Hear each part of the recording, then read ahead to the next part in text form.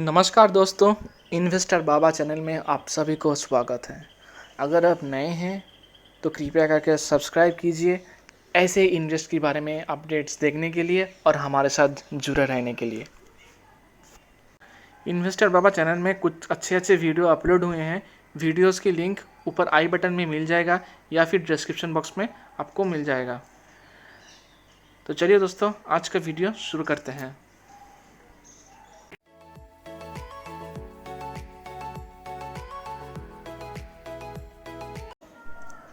तो दोस्तों, जैसे कि आपको पता है, आज हम लोग डिस्कस करने वाले हैं banking sector, IT sector, steel industry, FMCG sector and retail industry को लेकर।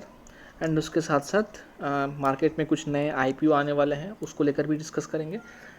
और कुछ न्यू अपडेट्स हैं जो मैं रिटेल इन्वेस्टर को कुछ सलाह देना चाहूँगा, थोड़ा सा कुछ एडवाइस है। तो कृपया करके ये वीडियो अंत तक देखिए एंड बाकी जो चीज़ है उसके बारे में जानिए। तो चलिए दोस्तों, आज का वीडियो शुरू करते हैं। फर्स्ट जो चीज़ को लेकर मैं बात करूंगा वो है रिटेल सेक्टर। तो दोस्तों, रिटेल सेक्टर में जो अभी फ़िलहाल में सबसे पहले जो 22 तारीख जिसका रिज़ल्ट आया है उसको वो है India mart. And India mart ने अपना रिज़ल्ट बहुत अच्छे से यहाँ पे अनाउंस किया है। इसका बोथ क्वार्टरली एंड ईयरली जो रेवेन्यू है वो क्लियरली इंक्रीज़ हुआ है। एक जो डिफरेंस है वो क्लियरली हमें देखने को मिल रहा है। एंड उसके साथ साथ और एक अपडेट है इंडिया मार्ट के बारे में, जैसे कि उसने डिविडेंड डिक्लेयर किया है ₹15 पर शेयर। ठीक है, ये डिविडेंड डिक्लेयर किया है इंडिया मार्ट ने। एंड उसके साथ साथ जो डिटेल्स जो क्वार्टरली रिजल्ट है उसके बारे में थोड़ा देख लेते हैं। तो दोस्तों, जैसे कि आप स्क्रीन पे देख पा रही हो, India mart Q1 result, net profit rises 19% to ₹88 crore. मतलब इसका मतलब क्या है कि लास्ट ईयर इसी Q1 में इसका जो प्रॉफिट हुआ था, जैसे कि आप स्क्रीन पे देख पा रहे हो, 74 करोड़। एंड अभी वो 19% इंक्रीज़ हुआ है एंड इंक्रीज़ होकर 88 करोड़ तक हुआ है। ठीक है, तो जैसे कि लास्ट साल कोविड के फर्स्ट वेव था, उसके बाद थोड़ा लॉकडाउन के चलते उस टाइम थोड़ा घटा मुझे हम लोग को देखने को मिल रहा था। एंड उसके बाद जब लॉकडाउन ओपन हुआ, सारे चीज़ नॉर्मल हुई, तो धीरे धीरे इसका जो बिज़नेस था ये डेवलप होने शुरू किया। एंड उसके साथ साथ जब इस साल सेकेंड वेव आया, जैसे कि मार्च अप्रैल के उस टाइम इसका बिज़नेस थोड़ा सा घटा हुआ था, लेकिन उसके बाद इसने सॉलिड कमबैक किया। इसका अपना जो परफॉर्मेंस है इसने सॉलिड दिखाया। जैसे कि इस बार उसका क्वार्टरली रिजल्ट भी अच्छा आए हैं, एज वेल एज ईयरली जो रिज़ल्ट है वो भी अच्छा है। तो इसीलिए यहाँ पे मेंशन किया है कि इसका प्रॉफिट 19% इंक्रीज होकर 88 करोड़ तक हुआ, जो लास्ट ईयर इसी टाइम पे इसी क्वार्टर में 74 करोड़ था, and in the same period a year ago. तो जैसे कि आप देख पा रहे हो, इंडिया मार्ट ने काफ़ी अच्छा रिजल्ट किया है। तो उसके साथ साथ में रिटेल इंडस्ट्री में और दो कंपनी है, जैसे कि आपको सबको पता है, जैसे कि डी मार्ट का जो अच्छा नाम है वो है एवेन्यू सुपरमार्ट। इसने ने बहुत ही अच्छा परफॉर्मेंस किया है। जैसे कि आप देख पा रहे हो यहाँ इसका जो D mart Q1 result, net profit soars 132% to 115 crore, revenue rises 31%। जैसे कि जब फर्स्ट वेव का कोविड का जो ख़त्म हो, उसके बाद सारे चीज़ अनलॉक होने के स्टार्ट हुआ था, उसके बाद धीरे धीरे सब कुछ नॉर्मल हो रहा था। And at the same time business वो अपने तरफ से रिज्यूम हो रहा था।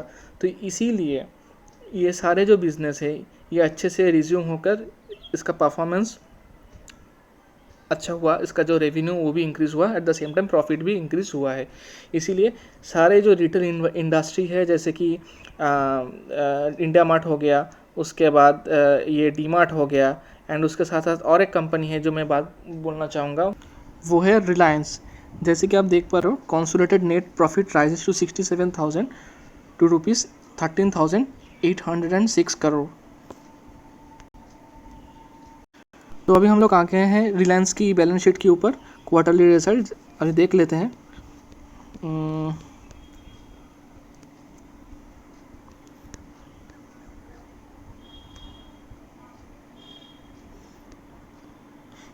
ये हो गया आपका अनऑडिटेड कंसोलिडेटेड रिपोर्ट, जैसे कि ये जून, ये मार्च एंड ये लास्ट ईयर जून का रिपोर्ट है, ठीक है। तो टोटल प्रॉफिट जैसे देख लेते हैं, प्रॉफिट फॉर द पीरियड, ये देखिए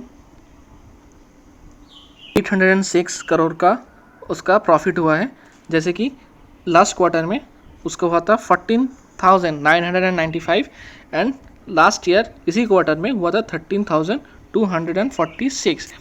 तो क्लियरली हम लोग देख पा रहे हैं क्वार्टर टू क्वार्टर घाटा हुआ है, नेगेटिव में है, एंड अगर ईयर टू ईयर की बात करें तो ये पॉजिटिव है। तो इन अ नटशेल हम कह सकते हैं कि क्वार्टर टू क्वार्टर डिक्रीज हुआ है एंड ईयर टू ईयर इसका प्रॉफिट इंक्रीज हुआ है। तो अगर हम लोग सेगमेंट वाइज देख लेते हैं, सेगमेंट वाइज अगर इसका बैलेंस देखें, ये रहा कंसोलिडेटेड सेगमेंट।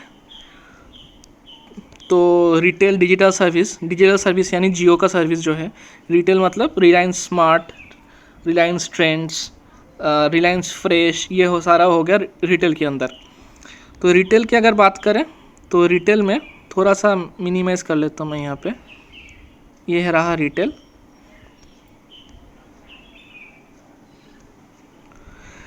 अगर रिटेल की बात करें क्वार्टर टू क्वार्टर हमें नेगेटिव देखने को मिल रहा है एंड ईयर टू ईयर अगर बात करें तो हमें पॉजिटिव देखने को मिल रहा है।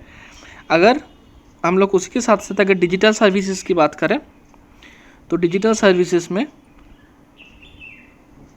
जैसे कि आप यहाँ पे देख पा रहे हो, डिजिटल सर्विस,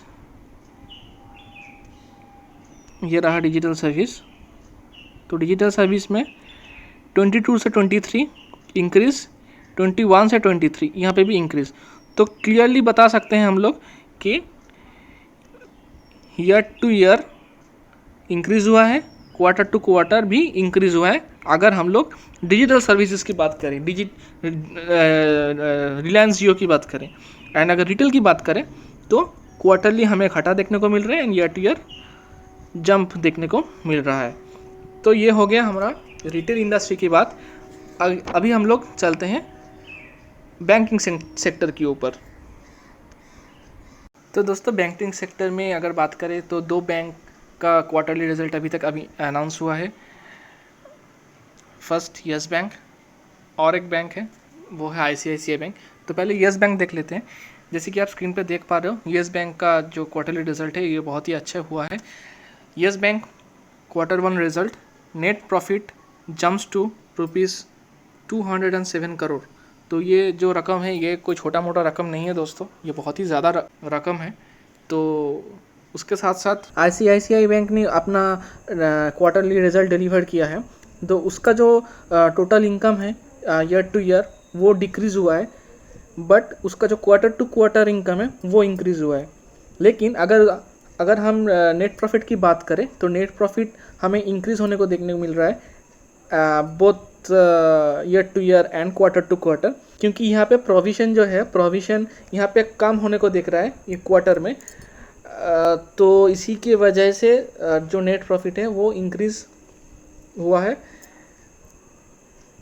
ICICI बैंक का जो ग्रॉस NPA मतलब नॉन परफॉर्मिंग एसेट, वो इस क्वार्टर टू क्वार्टर रिजल्ट में हमें इंक्रीज़ होने को दिख रहा है and year to year performance में डिक्रीज़ होने को दिख रहा है।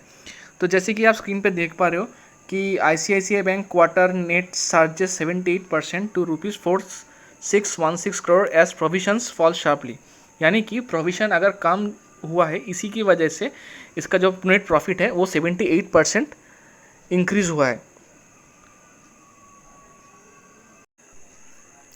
तो दोस्तों अगर IT सेक्टर की बात करें तो IT सेक्टर में एम्फेसिस का क्वार्टरली रिजल्ट निकला है। तो जैसे कि आप यहाँ पे देख पा रहे हो, उसका net profit grows 23.4% to ₹339 crore. यानी कि इसका नेट प्रॉफिट 23% इंक्रीज़ हुआ है एंड होके 339 करोड़ का हुआ है। तो जैसे कि आप यहाँ पे देख पा रहे हो, revenue from operations grew 17.5% to 2690.8 crore in the reported quarter 2288.2 crore in the year ago period. That means last year ये क्वार्टर में 2288 करोड़ का मुनाफा हुआ था एंड इस बार 2690 करोड़ का मुनाफा हुआ है। तो यानी कि इस क्लियरली हम लोग देख पा रहे हैं यहाँ पे बहुत ही अच्छा मुनाफा हुआ है। यानी आपको आप शायद जैसे कि आपको पता है कि ये जो कोरोना की टाइम से मतलब जब से कोविड का फर्स्ट वेव आया है तब से लेकर IT sector completely work from home culture में चला गया है। तो यानी कि दूसरे सेक्टर में कोविड का इम्पैक्ट हुआ है लेकिन आईटी सेक्टर में उतना भी नहीं हुआ है। इसके चलते पूरा सेक्टर अभी बूम पे है। अगर आप निफ्टी आईटी इंडेक्स देखोगे तो वहाँ पे आपको पता चलेगा हर एक जो कंपनी अभी फ़िलहाल ग्रीन पे है, मतलब टॉप में है। तो इसीलिए सारे के सारे मतलब इन्फोसिस प्रॉफिट में है, टीसीएस प्रॉफिट में है, एल&टी इन्फोटेक अभी फ़िलहाल में प्रॉफिट में दिखा है। तो सिमिलरली ये जो इन्फोसिस है वो भी प्रॉफिट में ही आएगा। मार्केट लीडर कंपनी अगर प्रॉफिट में है तो साइमल्टेनियसली बाकी का जो कंपनीज़ है वो भी प्रॉफिट में आएगा। ये बहुत ही कॉमन सी बात है, ठीक है। तो सिमिलरली सेम चीज़ लिखा है यहाँ पे। IT firm emphasis on Thursday reported 23.4% increase in consolidated net profit 339.6 crore in June 21 quarter. The company net profit stood 275.1 period. मतलब जैसे सिंपल सी बात है, जैसे 275 करोड़ की प्रॉफिट हुआ था लास्ट ईयर इसी क्वार्टर में, इस बार 339.6 करोड़ का प्रॉफिट हुआ है। तो इट्स क्लियर कि इसका बिजनेस बहुत अच्छा चल रहा है, प्रॉफिट भी हुआ है। तो उम्मीद करेंगे इसका आगे का जो क्वार्टर होगा वो भी अच्छा ही आएगा, ठीक है। चलिए दोस्तों अब देख लेते हैं नेक्स्ट सेक्टर स्टील इंडस्ट्री में। तो दोस्तों नेक्स्ट जो है स्टील सेक्टर में हमें जेएसडब्ल्यू स्टील का क्वार्टरली रिजल्ट निकलते हुए दिख रहा है। तो जैसे कि आप देख पा रहे हैं यहाँ पे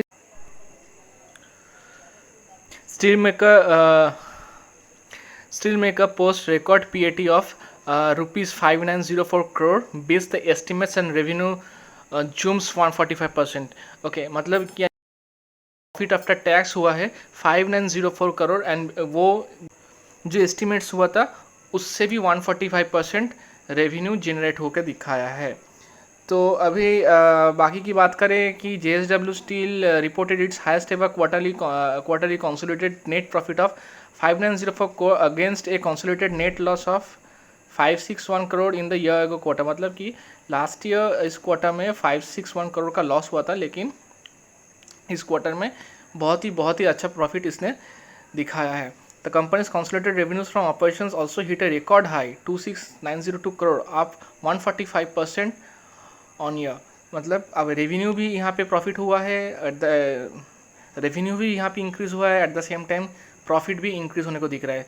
तो आपको मैं बता दूं कि जेएसडब्ल्यू स्टील सेक्टर में सबसे मार्केट कैपिटलाइजेशन की से अगर देखें वो टाटा स्टील से भी आगे है, नंबर 1 कंपनी है स्टील इंडस्ट्री में अगर हम इंडिया की बात करें तो दोस्तों अगर एफएमजी सेक्टर की बात करें, एफएमजी सेक्टर में आईटीसी का क्वार्टरली रिजल्ट निकलते हुए हमें दिख रहा है। तो आईटीसी का जो क्वार्टरली रिजल्ट है ये बहुत ही शानदार हुआ है।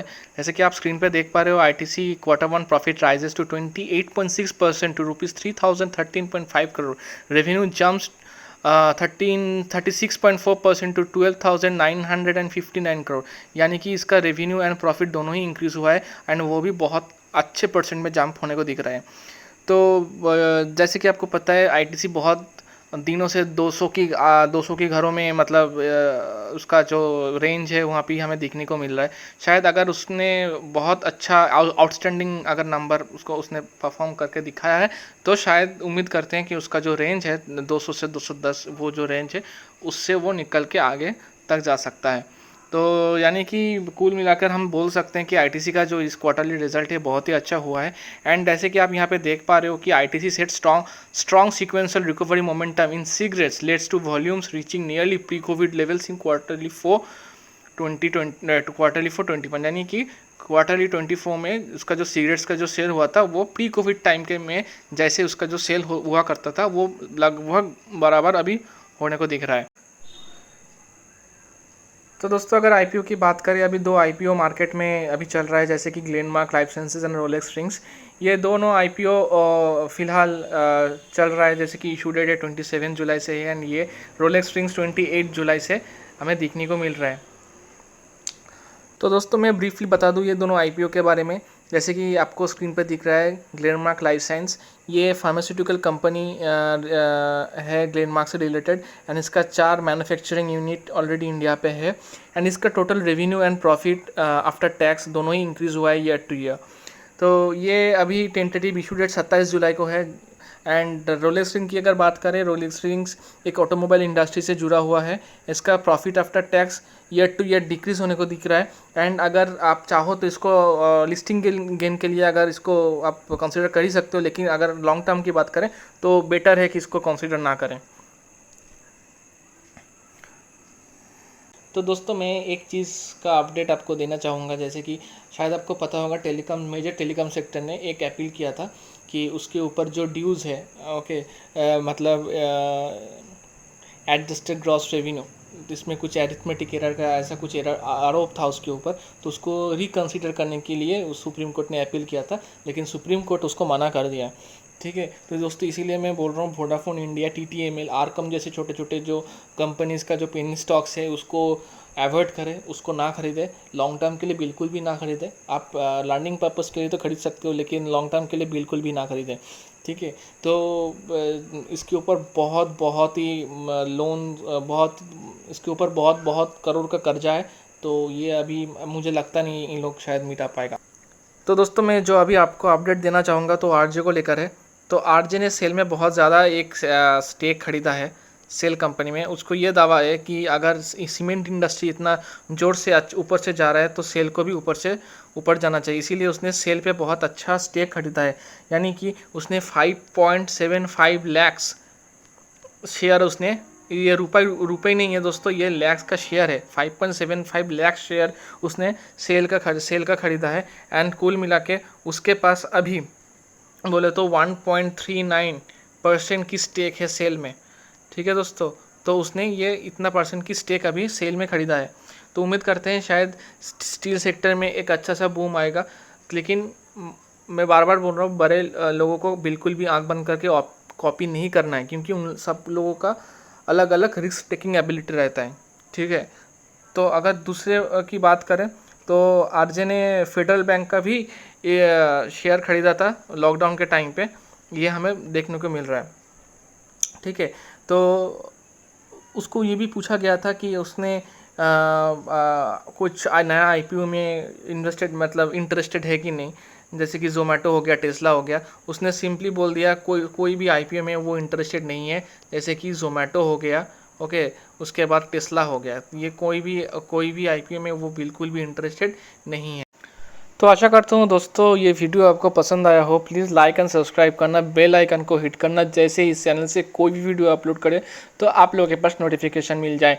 तो we will be meeting in the next video, तब तक के लिए बाय बाय।